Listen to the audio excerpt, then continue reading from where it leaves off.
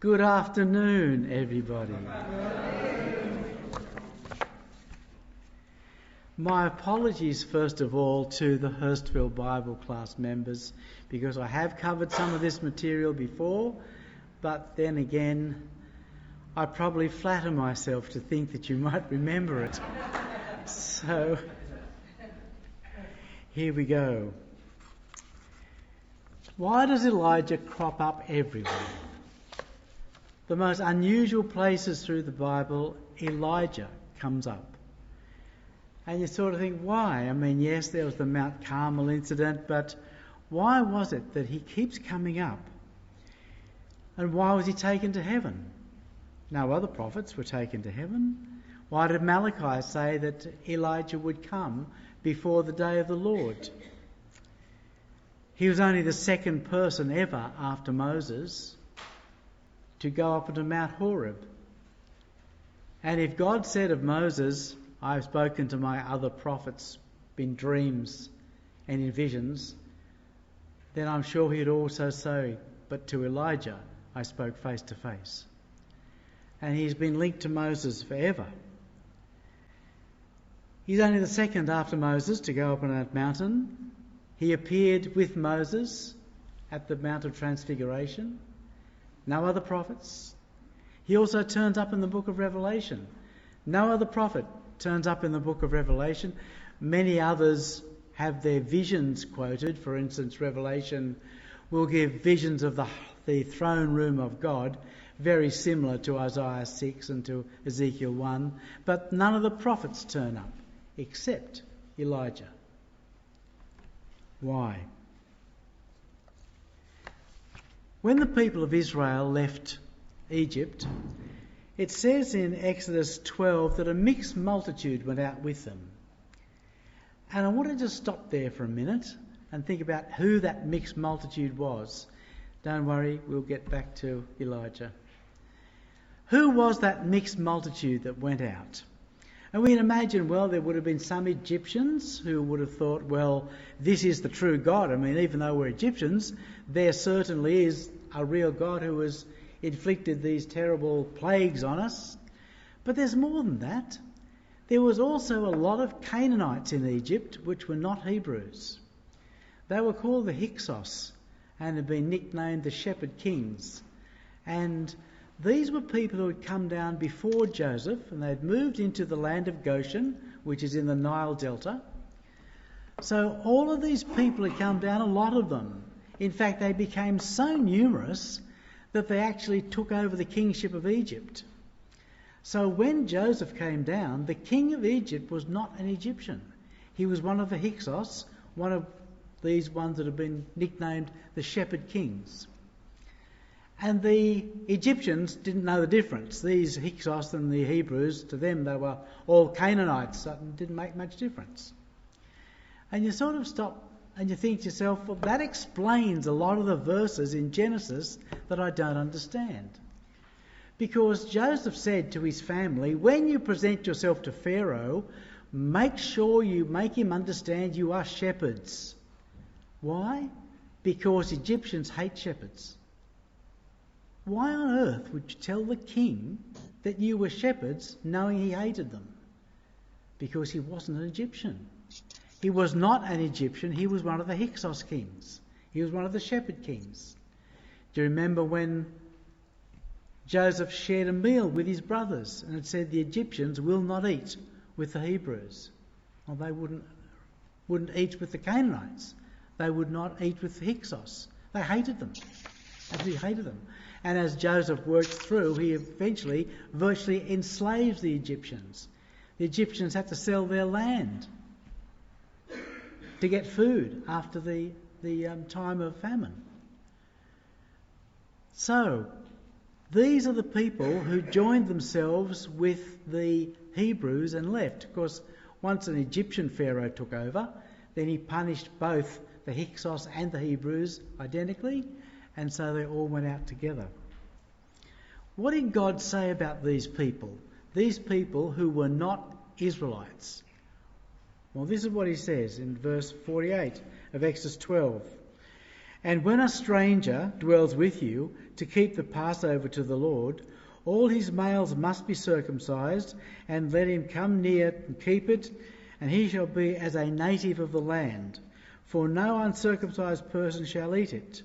One law will be for the native born and for the stranger who is amongst you. Every native of another place, all native of Hebrew, would join together. They would become one people.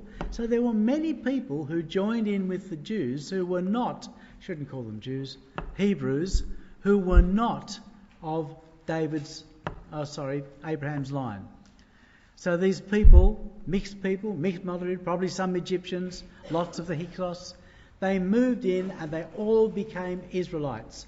Under this condition, they must obey the law.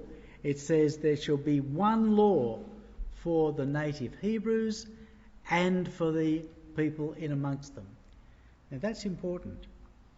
From this point onwards, you'll find everybody who comes into the land of Israel, who belongs and joins themselves to the Israelites, they all fall in with the law of Moses and obey the law of Moses until Elijah. Rahab the harlot, she married Salmon. I have some dyslexia and I have difficulty reading blocks of texts. And so I often get AI to read it for me. And yes, she married a salmon. Rahab married Salmon, the salmon, according to AI. So, what you have here now is Rahab. I feel a bit sorry for her too from that epithet, Rahab the harlot. She obviously had stalks of flax on her roof, but no one calls her Rahab the flax dryer. But she gets what she gets. Some people have said she was actually an innkeeper. That's possible. I think that might be a bit of a Me Too movement thing, but maybe not. Whichever, it doesn't matter. She married Salmon and she became a part of the line of David and Jesus Christ. And she was a Canaanite. And in fact, they disobeyed Deuteronomy 7. The very thing that Deuteronomy said is, do not make a covenant with these people. Do not kill them all. I mean, yes, kill them all. But do not join with them. And whatever you do, don't marry them. That was absolutely strict. First thing they did, make a covenant with the people and married Rahab.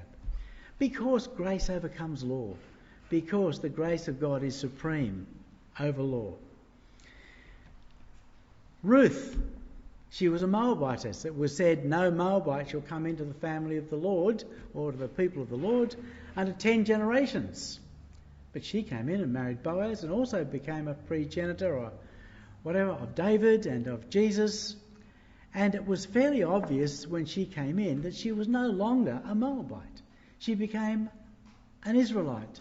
She said, your God shall be my God. And she would have obeyed all of the rules of the law of Moses. Everything. Uriah the Hittite. Now I don't know, but I'm sure he was circumcised. He kept the law. He married into royalty. He married Ahithophel's daughter. You cannot get any higher than that in the Hebrew society. All the Gittites that served David, I'm sure, all kept the law, absolutely. And so all of them found salvation by coming into Israel and obeying the law. What changed with Elijah? Everything. The first Gentile we see Elijah convert, if you like, was the widow of Zarephath. She said, truly I know this is a man of God because of the miracles he had performed. Did she come into Israel? No. Did she keep the law? Not that I know of. The Sabbath? No. Did she keep the laws of purification for a woman? No. All of those rules, you must keep the law, changed. How about Naaman? Naaman was baptised and completely lost that curse of leprosy. What did he do then? Did Elisha circumcise him? No. Did Elijah tell him to come into Israel to become a part of the family of God? No. He in fact even went back to go into the temple of his own God so the king could lean on his arm. And Elisha said, "You're okay, mate." It all changed with Elisha. Jonah's Assyrians. Jonah got sent to the Assyrians to convert them, to tell them of their wicked ways. And they all, 120,000 people, gave in and they said, "We will worship Yahweh," and repented of their ways. Do you think Jonah circumcised 120,000 people? It would take him a long time. No. Did they keep the Sabbath? No. Did they keep the law? No. It all changed with Elijah from that point onwards. How about Nebuchadnezzar? God sought Nebuchadnezzar. God chased him. God must have loved that man because he chased him. He even drove him out to live 7 years, eating grass like a donkey. God did everything to win him over. Do you think he joined Israel? Think he started keeping the law? No. I could keep going. Darius, Cyrus, all of these people came to know God, but none of them had to fulfill those laws of Exodus 12, where they had to come in and become Israelites. Brings us to one of the words of Jesus. In the very first part of Jesus' ministry, the very first act of Jesus' ministry, he went to Nazareth, where of course he was not accepted because prophet is not without honour except in his own country. And this is what Jesus said, and this is what got them really annoyed. In Luke chapter 4, "I assure you that there were many widows in Israel in Elijah's time, yet Elijah was not sent to any of them, but a widow in Zarephath in the region of Sidon." Today we would say Lebanese. "And there were many in Israel with leprosy in the time of Elisha the prophet, yet none of them were cleansed, only Naaman the Syrian. The crowd were furious, and they took him out to a hill to throw him over to his death, but God saved him." Why did they get so furious? Why were they angry about those two examples? It wasn't that they didn't know Gentiles could be accepted. They knew about Rahab. They knew about Ruth. They knew about the mixed multitude who were not Jewish but all got included. But they also knew that the two examples that Jesus picked were the ones who did not come into Israel. They did not keep the law. They were under the law of faith and grace. And that was why the people of Israel were furious. And the very first act that Jesus did, they wanted to murder him for it. So why did it all change? Something I have said before about Elijah, so forgive me if you know it. But Elijah, I don't believe he wasn't Jewish. He wasn't a Hebrew.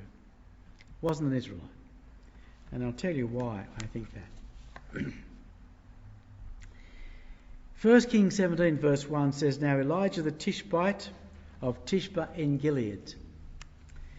And you might think, well, if he was of a town called Tishba, then that's in Gilead. Well, that's where he came from. But the fact is that those names do not represent any existing town. There is no town of Tishba, never was. The book of Tobit in the Apocrypha says that Tishba was probably a place in Upper Galilee. Josephus says it was a place in the land of Gilead. Wiki says it could have been El Ishtib, a place south of Galilee. Fact is, nobody knows, and the reason is they don't know is because it didn't exist. Every one of those guesses by those people is 800 years after the event. Just imagine if somebody asked you what was happening 800 years ago somewhere. Of course they don't know. They're trying to make a guess. The word Tishbite does not refer to a town. It actually means a captive or a stranger or a sojourner or an immigrant who is non-Indigenous. So what that phrase is saying, Elijah the Tishbite, is Elijah the non-Indigenous person in Gilead. Now that word inhabitants, it says that the inhabitants of Gilead. That Hebrew word means a sojourner, a stranger, non-indigenous again, and it does not mean an inhabitant. It's the word, I don't know how to pronounce the Hebrew, toshav. It is always translated in our Bible, every time it's translated as a foreigner or a stranger. Only once is it ever translated inhabitant, and that's with Elijah. Because they're terrified to say he was not a Jew. They're terrified to say that he is non-indigenous, that he was a stranger, and he was a sojourner in the land. So what it should read is Elijah the Tishbite of the inhabitants of Gilead should read Elijah of the captives or immigrants, the foreigners and the sojourners of Gilead. That's what the word means. Just out of interest, everywhere else that word appears, everywhere else in the Old Testament, that word for inhabitants, which is translated inhabitants here, always refers to a foreigner from outside of Israel. It says the law must apply here, and to the stranger in your midst. That word stranger is the word inhabitant. Why did they change it? Out of the 15 times it appears, why change it once? Because nobody wants Elijah to be a stranger and a non-indigenous person. International Standard Version, which is the only one I could find that gets it right, says Elijah the foreigner who was an alien resident from Gilead said to Ahab. So he's an alien resident from Gilead. One more proof, and I'm sure if anybody's heard me talk about this before, they'll remember this. God fed Elijah with ravens. Ravens are unclean. Ravens are birds of carrion. They eat roadkill. Can you imagine an Orthodox Jew who's really hungry and a pig walks into the room with a sandwich in its mouth? Would the Jew take the sandwich out and eat it? I doubt it. That's what Elijah did. He took the meat from an unclean animal out of its mouth with its saliva and ate it.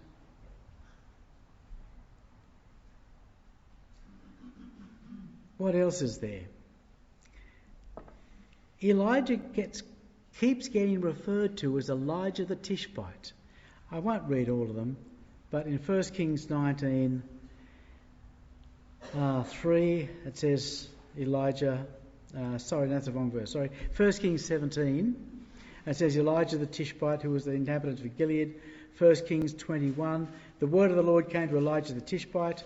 1 Kings 21, verse 28, word of the Lord came to Elijah the Tishbite. 2 Kings 1, angel of the Lord said to Elijah the Tishbite. 2 Kings 1, Elijah the Tishbite. 2 Kings 9, every reference almost to Elijah says Elijah the Tishbite. No other prophet is ever referred to repeatedly by the place where they are associated with. Many prophets are repeatedly referred to by their father's name. For instance, it's quite common to find Elisha, the son of Shaphat. That gets repeated over and over and over. Many other prophets too. But none of them get repeated where they came from. Just Elisha. Elijah, that's the reason, I reckon, why, one of the reasons why the people, when they see these stories, don't like the thought that Elijah might not have been one of their own. It always amuses me. I think this is true. At the Jewish Passover, they have a spare seat for Elijah because he heralds the coming of Messiah. So they've got that seat. Just imagine if they knew it was a Gentile. They had a spare seat there for a Gentile. Okay. Why is it that Elijah and Moses are so commonly linked? Only two humans that we know of have ever gone up Mount Horeb and talked to God. They were linked. Moses and Elijah were linked at the Mount of Transfiguration. And I've got to say, if you stop and think about why Moses and Elijah were picked, you'll find that many people have said, well, that represents the law and the prophets. I do not believe that. I honestly think that is just lazy. Why would you pick the one prophet who never ever spoke about Jesus? Moses, sure. Moses, the whole law of Moses, just yelled Jesus from beginning to end. Every sacrifice, every sin offering, every trespass offering, everything that was done in the law pointed to Jesus. Why would you pick at the Mount of Transfiguration one prophet who never ever mentioned Jesus? If I was going to pick one to represent the prophets pointing toward Jesus, I'd pick Isaiah. Isaiah 53, what a perfect chapter to represent the coming sacrifice. Or those great other prophecies, unto us a son is given, a child is born, the government shall be upon his shoulders. Why not pick that prophet? Or pick the prophets maybe like Ezekiel, who speak of a spiritual temple to come. Why pick the one prophet who never, ever spoke of Jesus? Now, there's another reason. It clearly speaks of the kingdom. It clearly speaks of the resurrection and Jesus with his two people. One of them represents those saved through the law, those faithful people of Israel who were saved under the law of Moses. The other one represents those who were saved under faith and grace, because it was outside of Israel, outside of the law. And that's what Elijah brought. So they represented those two groups that will be in the kingdom. And so Elijah goes up to Mount Horeb. And as they go, Elijah's there in the desert and he's under a broom tree or a juniper tree or something, and an angel of the Lord speaks to him and says, have some food to eat and something water to drink, because he's got a long journey. And then he goes to sleep and does the same thing again. And so he goes down through a long trip down through the wilderness. 40 days he travels. Can't mistake that as the 40 years wandering in the same area. And who else was up Mount Horeb for 40 days? Moses. Moses was up Mount Horeb for 40 days, just like Elijah makes his journey there. And what was the purpose? Why did God bring him there? God says to him, what are you doing here, Elijah? I can imagine Elijah say, well, you sent for me. The angel came and fed him and said, you've got a great journey. I presume that angel pointed him in the direction. I presume the angel said, you've got to go to Horeb. But when God said, what are you doing here? I don't think he was talking about, why did you come to Horeb?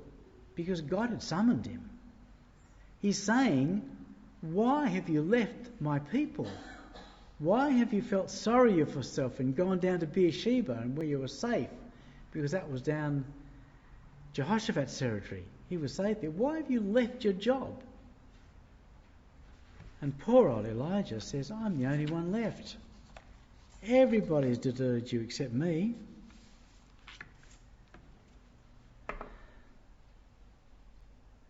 And God saves up the experience for him. And this is our next encounter with the Lord.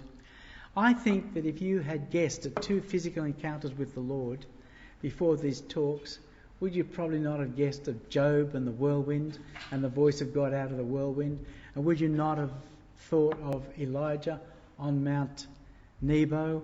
Well, it wasn't, because I got that wrong. It was Mount Horeb. Sorry. It was on Mount Horeb where this happened. You probably would have guessed them. But this is the encounter with the Lord. And God says, I'm going to pass an earthquake, wind and fire before you. And so the place shakes with an earthquake. It blows with a wind. And there's fire. What an awesome experience. Did I say awesome? Forgive me. What an awe-inspiring experience that would have been. Imagine how he would have felt. He would have known that he was on the same mount as Moses. He would have known that Moses had experienced this. He would have known all of that. I wonder whether he was in the same cave as Moses was in when God said, I'll pass the back part of me before you. I wonder if it was the same cave. I'm sure Elijah must have felt the presence of Moses while he was doing this. And you know, I've heard it said, and I feel free to criticise because I've said this myself about 40 or 50 years ago. The message was, with the earthquake, wind and fire, if you don't want to obey God, you can't be shaken back with an earthquake, you can't be blown back with a wind, you can't be burned back. If you don't listen to the still small voice, then you'll never find God. That's not what it's about. That is not what it's about. And you miss the whole message if that's what you see. What you've got to ask yourself was, has God ever been in the earthquake, wind and fire? And he has. Of course he has. And I'm sure Elijah was aware of that. Moses had experienced the earthquake, wind and fire, and God was in it. The Mount of God shook with the earthquake, and it roared with the noise of trumpets and wind. And there was a column of fire on it.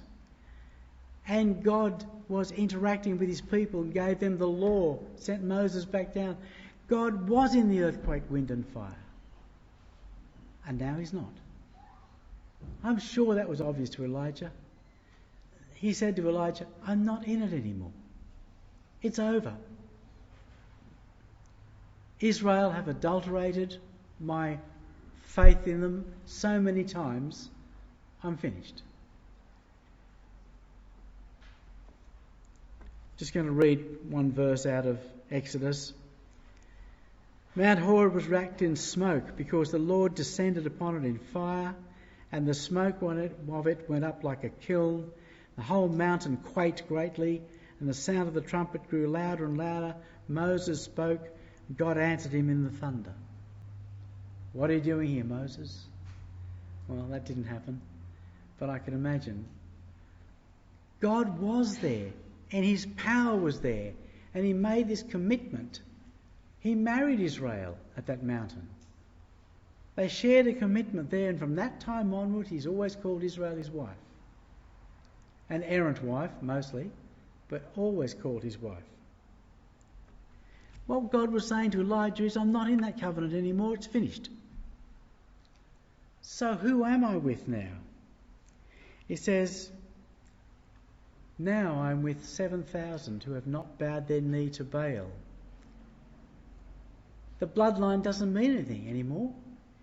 The important thing now is that those people have not transgressed my law. They have not gone after Baal. Later, God was to write through Jeremiah the prophet, I gave faithless Israel her certificate of divorce and sent her away because of all her adulteries. And often people say, well, didn't Hosea fix that up? No, Hosea came before Jeremiah. Hosea was about the offer to bring Israel back as a faithless wife, but she refused the offer. And by the time we get to Jeremiah, I've divorced her. And that's what Elijah was told. He was told, I am not in this covenant anymore. I'm in the 7,000 who have come to me by faith. So the covenant was replaced by a covenant of faith and of grace. That's why all the people who came after this, who were converted, did not come in to keep the law. That's why the widow of Zarephath did not come down to keep the law. It's why Naaman did not have to come down and get circumcised. It's why everybody that were baptised in Nineveh, converted in Nineveh, did not have to get circumcised or keep the law, because this law has passed. So God starts appointing Gentile kings. He says to Elijah, what are you doing here? And he says, everybody's deserted you, God. It's only me that's left. God said, I've got 7,000, Elijah, that still love me. I think that was a figurative number. But of course Elijah knew. Elijah knew there were people who still worshipped the Lord. He knew that Obadiah, the servant of Ahab, had hidden the prophets of the Lord in the caves by 50s. He knew that. Just feeling sorry for himself. But then he says, go back, and I want you to anoint Hazael to be king over Syria, and also then to appoint 2 others, Elisha and also Jehu. But at this particular time, Hazael. Why is Yahweh appointing kings of other nations? Why is God anointing Hazael? Because the word's gone out. Because now the word has spread beyond the limits of Israel. And now everybody is hearing the message. It will not go out fully until Jesus. But they are all hearing the same message. Nebuchadnezzar, same thing. Cyrus, all the people of Nineveh. Everybody who heard the message of God was slowly being brought in by faith and by grace, and they came into a new group within Israel. Well, they didn't come into Israel, they stayed out. And they became a group of people who were faithful to God elsewhere.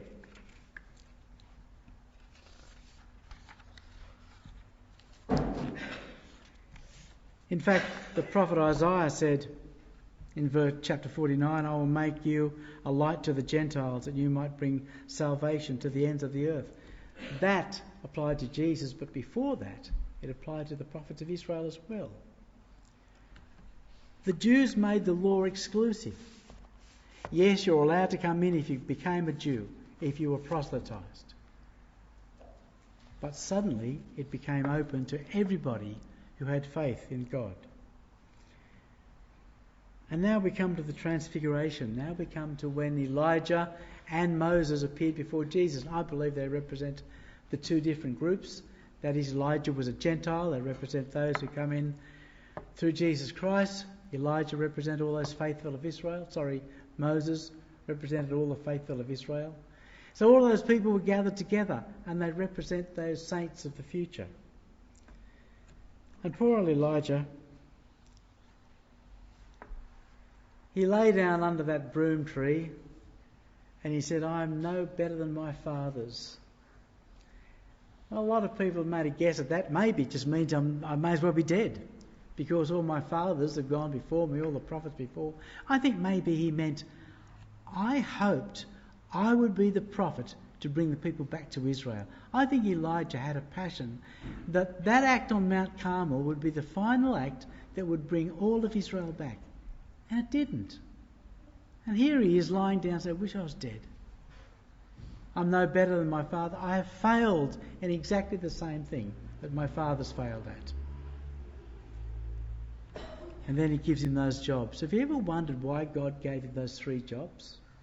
Anoint Hazael, anoint Jehu, and anoint Elisha. How many did he do? 1. And he did 1. He anointed Elisha. That's the only one. He did not anoint Jehu. One of the sons of the prophets did that. He did not anoint Hazael. Elisha did that. I think, I'm guessing here, but I think that was one of Elijah's last lessons. I think God was saying to him, it's not about you, Elijah. It's not about you. My spirit will go on. The next prophet will take on my spirit. The next prophet after that. The word, the power of God will keep going. But it doesn't start and end with Elijah. Perhaps.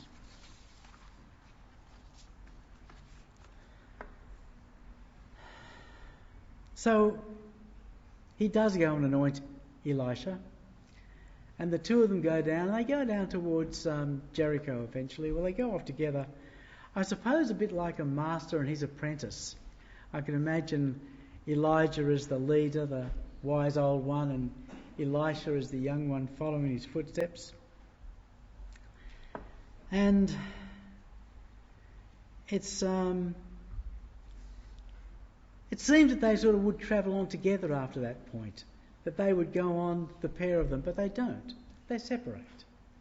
At that point, after Elisha has been appointed, they seem to separate, because the following stories, when Elijah goes to condemn Ahab because of Naboth's vineyard, it's Elijah by himself. Elisha's nowhere to be seen. And when, after that, Elijah abuses King Ahaziah for his evil, for going and asking other gods questions about his health. There's no Elisha there.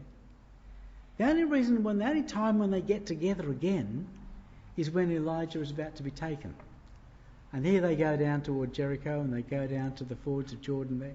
And they cross over, and at that point, the two of them are together.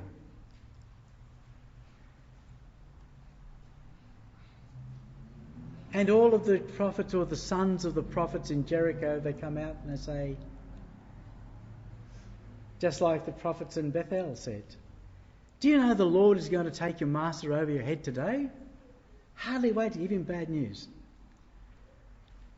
Of course he knows. He said, "Yes, I know." And so we went on together, the pair of them together, and then down comes the chariots of fire and the whirlwind. And of course the whirlwind takes Elijah. The whirlwind, of course, was the means by which Elijah was taken up. But it was the chariots of fire that I guess catches most people's imagination.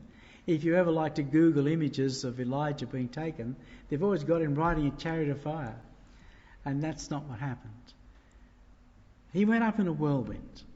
The chariot of fire was a testimony to what he was. The chariot of fire was a testimony to Elijah. Because Elisha said, my father, the chariot of Israel and his horsemen." It was Elijah who was the chariot of Israel. And later on, when Elisha himself was to die, he died in much less exciting circumstances. He was laying sick in his bed, and the king of Israel came and knelt down next to him and said, my father, the chariot of Israel and its horsemen." And he recognised it was the prophet that was the power of Israel. It was a prophet who had the power of God residing with him that was in fact the strength of Israel. And so Elisha goes on, and the story continues on. And I'm sure we'll recognise in each of the acts of Elisha, he represented a greater than Elijah. I think sometimes, I don't know about you, but in my brain, I sort of have Elijah as number one and Elisha as number two. It's not the way it really is. It's not like that at all.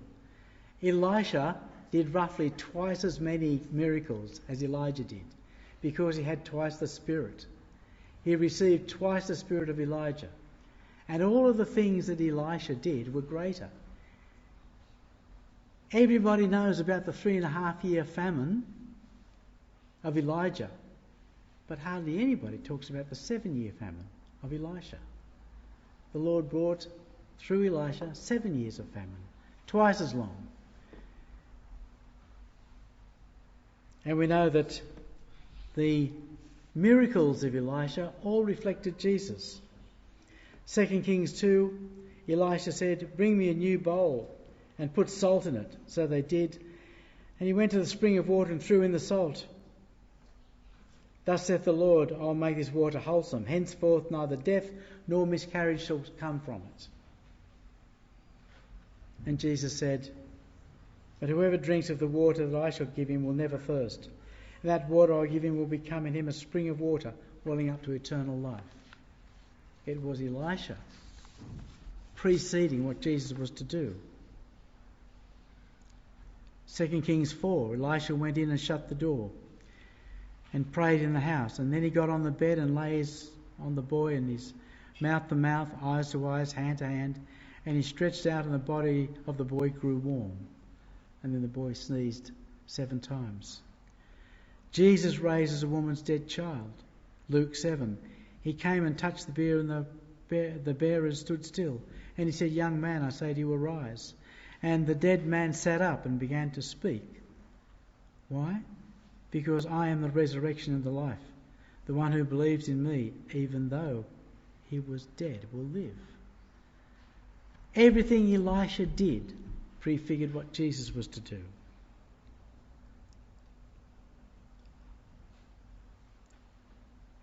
They said to Elijah,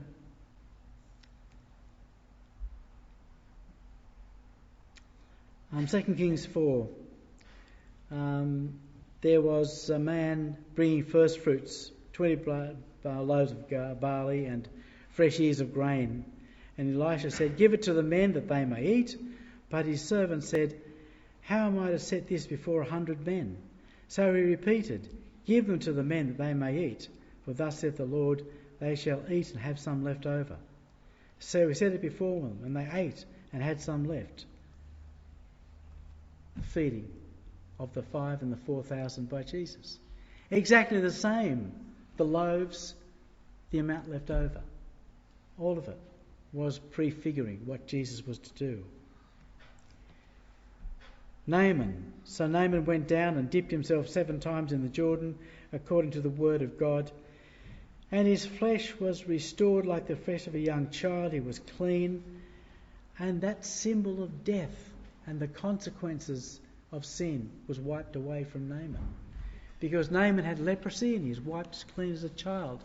And he was baptised by Elisha into life. John said, "I baptise you with water for repentance, but after me comes one more powerful than I, whose sandals I am not worthy to carry. He will baptise you with the Holy Spirit and fire." Everything Elisha was doing was to prepare us for Jesus. But the greatest miracle, I'm sure you know the greatest miracle that Elisha did. The greatest miracle happened when he was dead. This was the power over the grave. So Elisha died and they buried him. Now bands of Moabites used to invade the land in the spring of the year. And as a man was being buried, a marauding band was seen, and the man was cast into the grave of Elisha.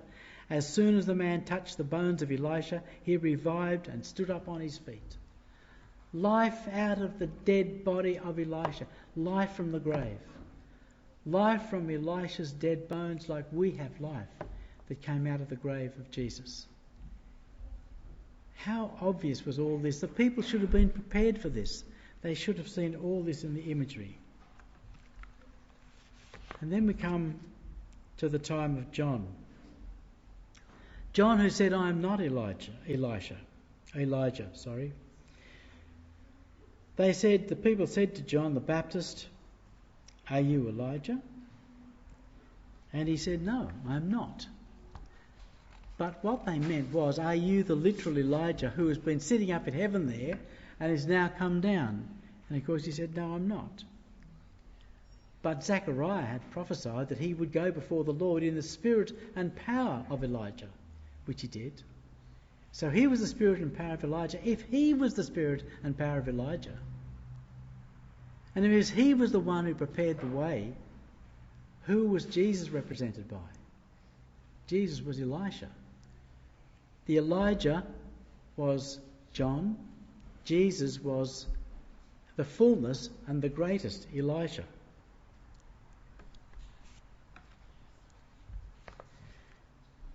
So, when you have a look at the two of them, how John and Elijah prefigured the same acts for Jesus,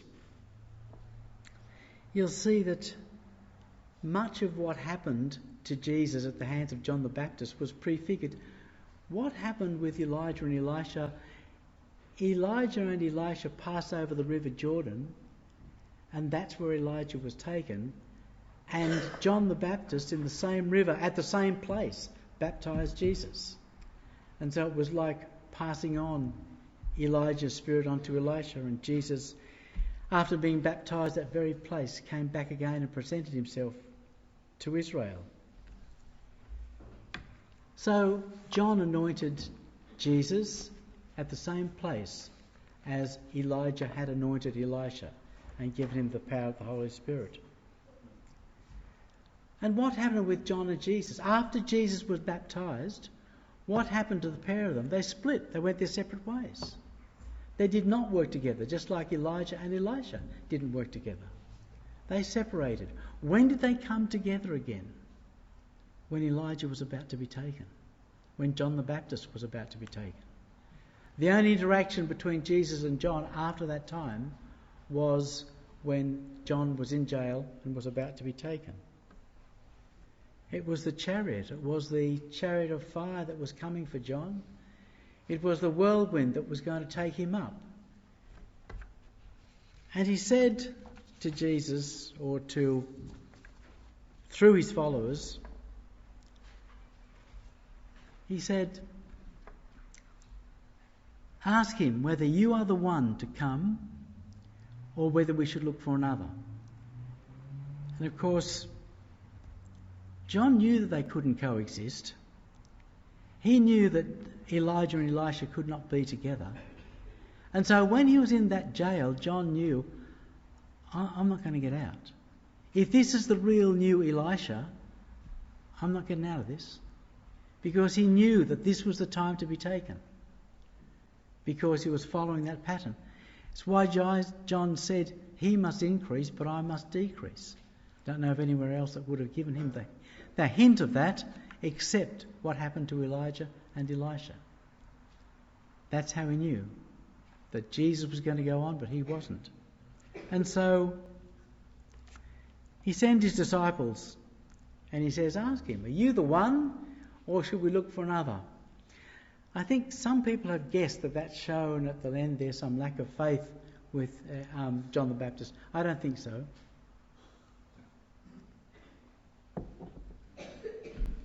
It was showing that John the Baptist was totally aware that he was not going to get out of this situation. If Jesus was the Messiah, if he was the one who had come, John was not going to survive this. He is now up against the chariots of fire and the wind. And so he says, are you the one or is there another? It was like Jesus saying to God, is there some other way? He knew there wasn't. I don't think John doubted. I think John just wanted confirmation. Is this the end? Is this the place I'm going to die? And it was. And what a beautiful answer Jesus gave. Jesus could have just said to him, go back and tell John, yes, I'm the one. He didn't. He starts quoting from Isaiah.